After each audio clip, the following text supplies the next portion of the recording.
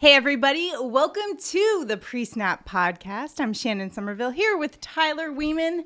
Gonna break down some more football for you. NFL season is fast approaching. Now, last week we broke down the NFC West, of course, starting with the defending Super Bowl champions. But this week we're going to the wild AFC West, where a lot has happened. Might be the most exciting division. Most exciting division, best quarterbacks. I mean, we've got a lot of action to recap. Let's just start it off with the Denver Broncos, who finished last season 7-10. And what did they go do? Yeah, they went and added Russell Wilson to the mix. So completely changing the dynamic of the Denver Broncos, who hadn't been back to the Super Bowl or to even the playoffs since they won the Super Bowl with Peyton Manning. So, first question is, what will the Russell Wilson impact be on Denver? Of course, that was, they were top 10 in defense, so the one area they needed was a quarterback, and they got one. Yeah, and it is really interesting because Wilson's always been a super efficient quarterback, and Seattle never runs that many plays. Now, Broncos are going to run a little more plays, and it's going to be really interesting if he is able to throw the ball 5-10 more times like some of these other quarterbacks in the league. So from a standpoint of like a fantasy value, does he go into an offense that has a ton of weapons? Is it similar? I feel like it's almost more so than what he had in Seattle. Yeah, I would kind of agree. The Judy's solid, Sutton's solid, Patrick's good, Albert O, the tight end, is also good, and obviously we got Javonte Williams and Melvin Gordon again as far as running back. So they really have a pretty solid offense altogether. I would say it, just maybe slightly down wide receiver wise, but I think Judy's good. Definitely. Now, another interesting note here is the coaching. They did dismiss Vic Fangio, and they have Green Bay offensive coordinator Nathaniel Hackett as the new head coach, which I think bodes really well for Russell Wilson and the offense in general. I agree. Especially when you're kind of looking at what he did with Green Bay and then bringing that over to Denver. And Aaron Rodgers is another quarterback that's hyper efficient, kind of like Wilson. So I would expect kind of Wilson to be able to run a similar Aaron Rodgers-like offense where he's really making the calls as far as what to do. And interesting to note, too, that Aaron Jones has been very effective catching the ball with Rodgers. Maybe Javonte Williams able to do that, too. Right. I mean, and he's been solid, the second-round pick in 2020.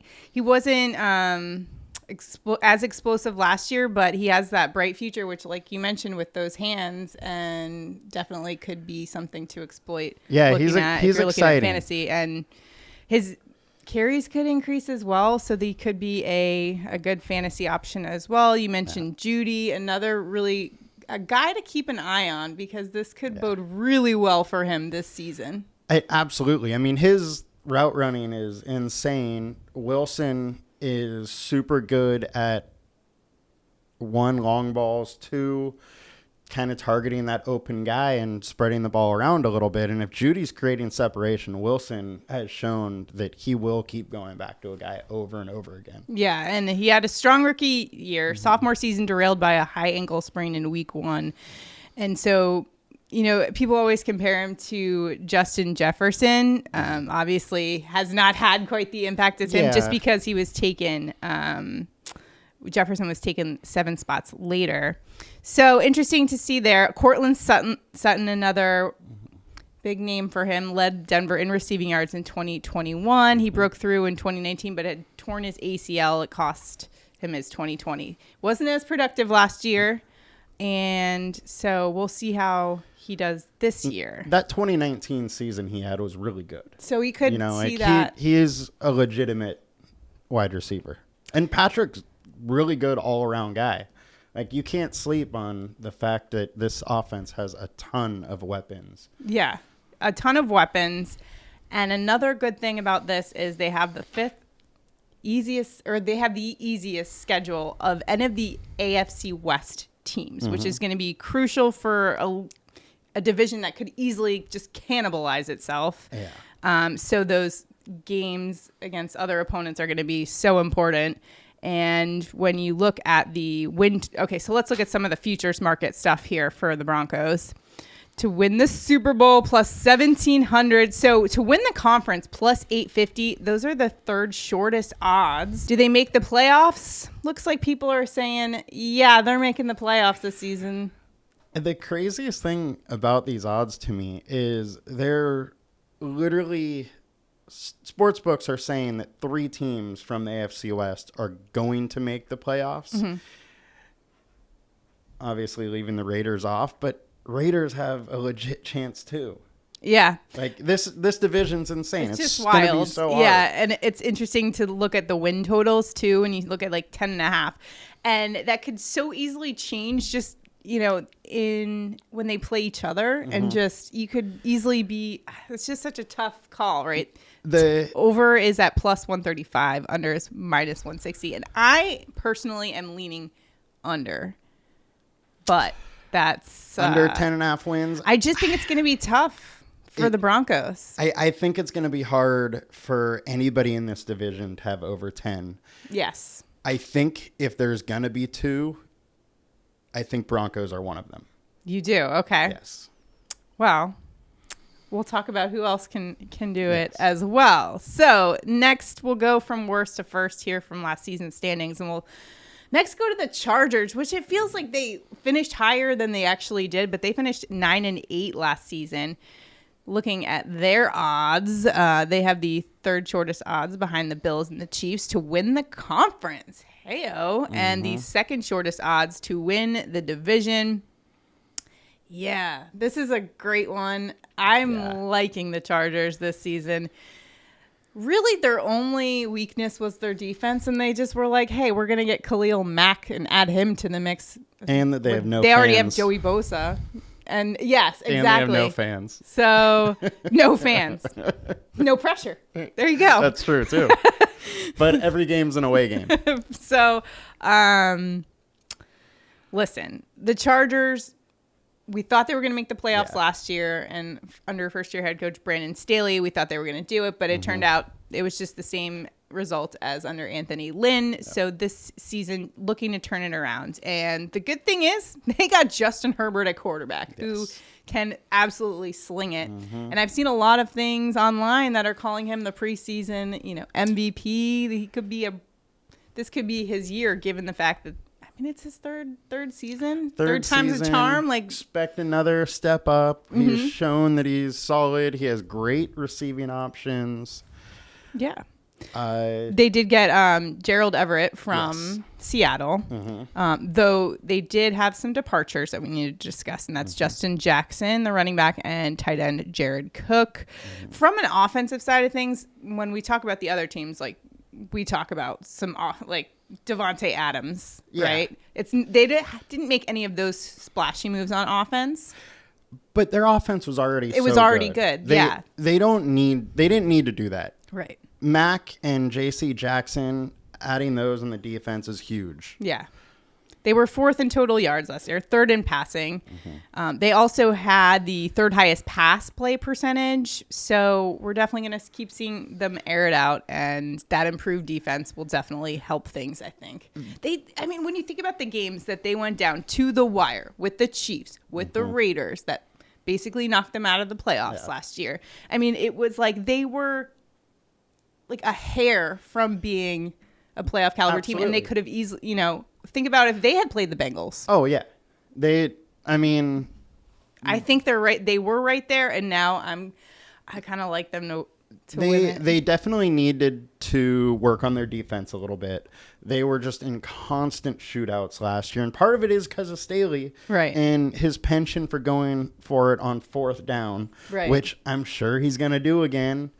Another thing to bring up is per fantasy, as far as this entire division, is every single offense is electric. Mm-hmm. So there could be some major shootouts. And from fantasy standpoint, like that's what awesome. You want. Exactly. Yeah. So that makes it really appealing for guys like Mike Williams, for Austin Eckler, running back, who also catches out of the backfield. He could be a top, although he's getting a little bit older, though. So I'm curious to see what his output is, given last year he had I believe, a career high in carries. Coming off of that, how he will do. Yeah, and I mean, Eckler is really going to make his money catching the ball. So hopefully he's doing that just as much, and maybe have Spiller or something kind of spell some carries. So Isaiah Spiller is an interesting from a fantasy perspective. Maybe that's some guy to keep an eye on, depending on how things, I guess, shake out. Yeah, and really every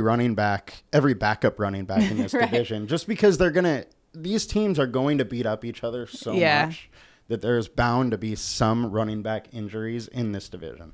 And when you talk about wide receivers and their value, Keenan Allen actually wasn't the top receiver for the chart. It was Mike Williams last year. He started off the season great. He finished out the season great. In the middle, he had a few games. I feel like the offense kind of hinged on his performance. If he had a big game, chances are the Chargers won. Yeah, he's the big play threat, right? Sure. Whereas Allen is more of the slot type receiver. He's not a slot receiver, but he is more of that, get your first down, the third down type go-to guy. But Williams is where the big plays are going to happen. All right, so let's take a look at some of these odds again. Let's take a look. I'm even leaning in on that conference, plus 850 to win the conference. I don't know. I know it's kind of crazy, but hey, I really like the Chargers this year to win the division, plus 240. Let's look at their win totals. The over-under is at 10. What do you think? They're the other team I think will go over. There we go. Yeah, I do too. Take the over. I'm liking the Chargers. Khalil Mack and Joey Bosa. How scary is that? It's insane. And then also you're talking about the secondary that has Asante Samuel, J.C. Jackson, Derwin James. Their secondary has gotten better as well. Scary. Yeah. We're going to go scary to scarier, because we're going to go Las Vegas Raiders, who finished 10-7 last season, plus 4,000 to win the Super Bowl, but their win total at 8. Lots of changes, starting from coaching to wide receivers, big names coming in there. And, of course, you're going to kind of start with looking at Derek Carr. And I think sometimes he gets overlooked. If he wasn't in the AFC West, you'd be like, he's the best, quarterback in this division. Fill out the division name. He is a really good quarterback.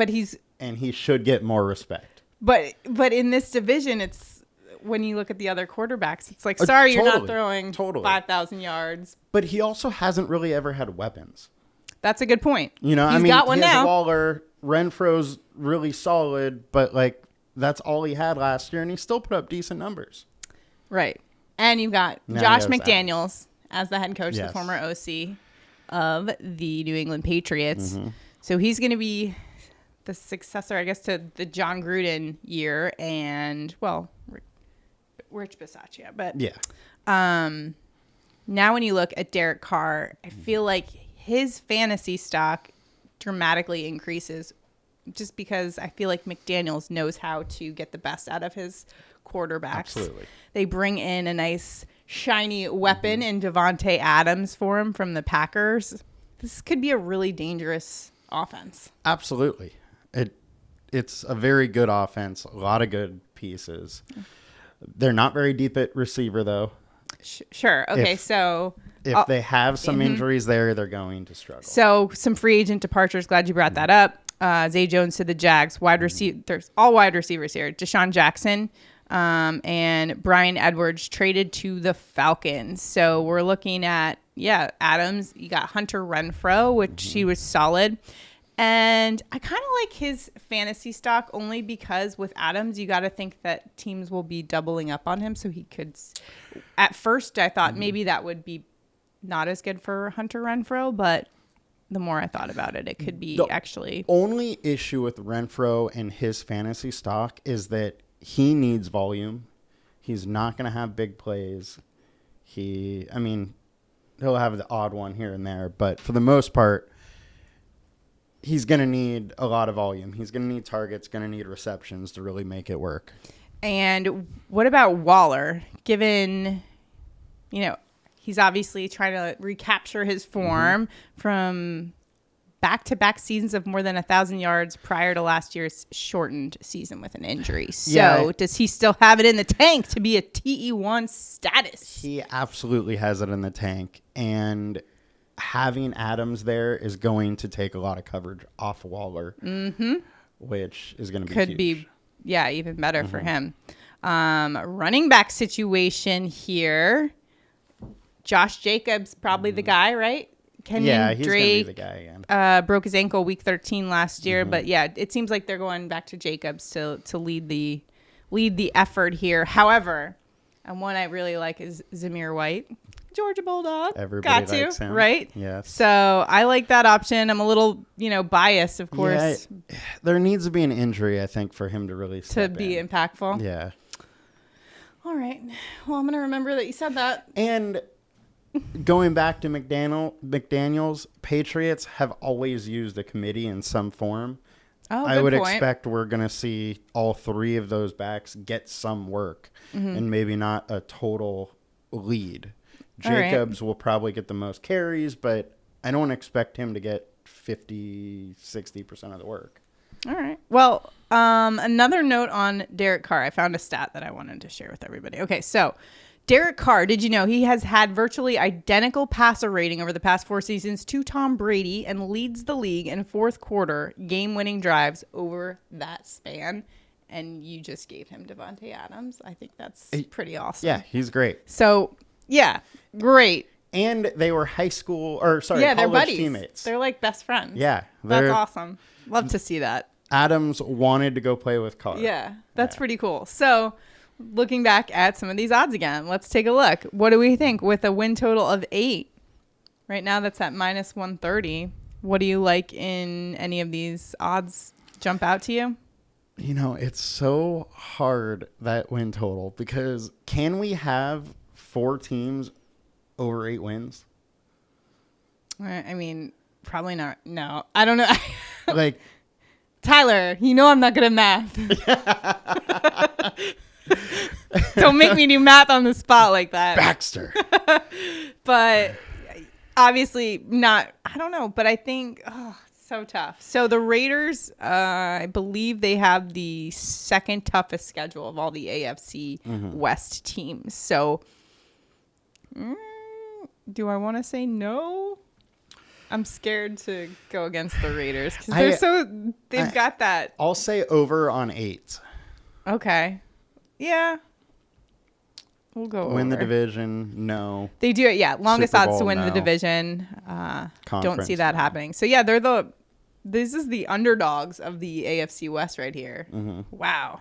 That's so crazy. All right, let's move on to the Kansas City Chiefs. 12-5 last season. Whew, man. 50-15. That's their record over the last 4 seasons. That includes 2 Super Bowl berths, 2 losses in the AFC Championship game. Now, they didn't have as flashy of an offseason. In fact, they lost a lot of big pieces, including Tyreek Hill, which is going to be huge. But they do have the consistency factor. And when you're talking about Andy Reid, the same coaches are going to be there. And, of course, Patrick Mahomes still there. And what do you think, initial thoughts about the Kansas City Chiefs in general? I think they might struggle a little bit. Okay. What? I think they did get quite a few receivers. Juju, Marquez Valdez-Scantling, drafted Sky Moore, still have Hardman. But we're not sure how they're all going to fit together. Yeah. MVS he's been inconsistent. Right.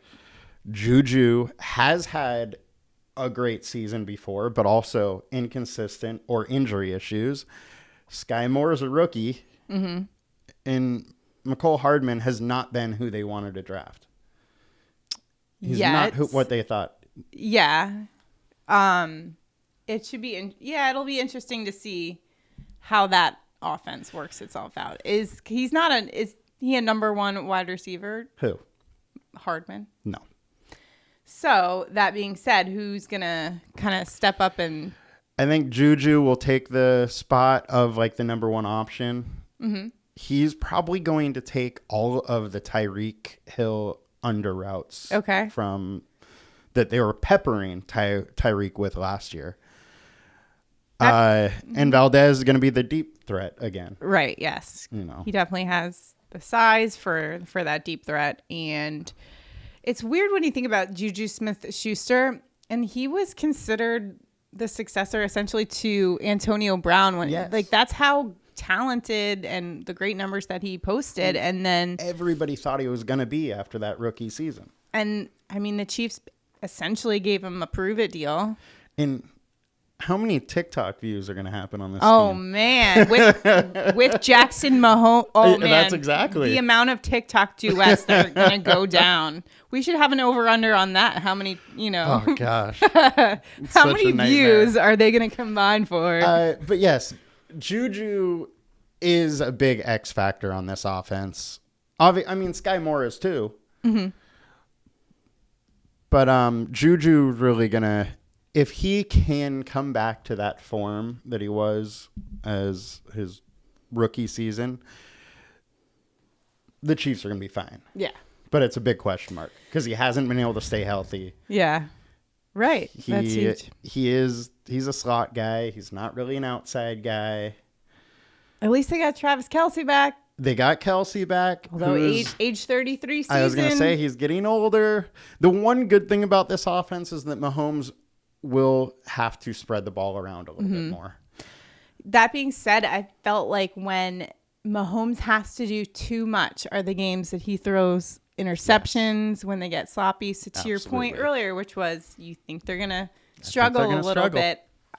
I mean, definitely I see that with Mahomes. Whenever he has to carry that load a little bit, he tries, to force things a little bit. Mm-hmm. And that's when we saw them struggle a little bit last season. The Chiefs also have the 6th toughest schedule in the NFL and the toughest schedule of any of the teams in the AFC West. So when you look at the win totals for the Chiefs at 10.5, I think that's high. I'm going under. Taking the under. We're on the same page today on a lot of this stuff. We are. Great minds think alike. And with the Kansas City Chiefs, I guess we both kind of have them not being the team that they have been. Mm-hmm. I think it's tough. This AFC West, though, could really, I don't know, man. They could just beat each other up. And then... Totally. I don't know. Although the Chiefs are a team, if they make it to the playoffs, they could easily... I mean, yeah, they have Mahomes, Andy Reid so can scheme his way into any game. You're always in it. Exactly. Yeah. So, of all of those teams, who you got winning? I'm going to go with Broncos. Oh, you're going Broncos. Mm-hmm. I'm going Chargers. Give me Justin Herbert. Oh, Austin Eckler. We're going to do some guitar in the end zone.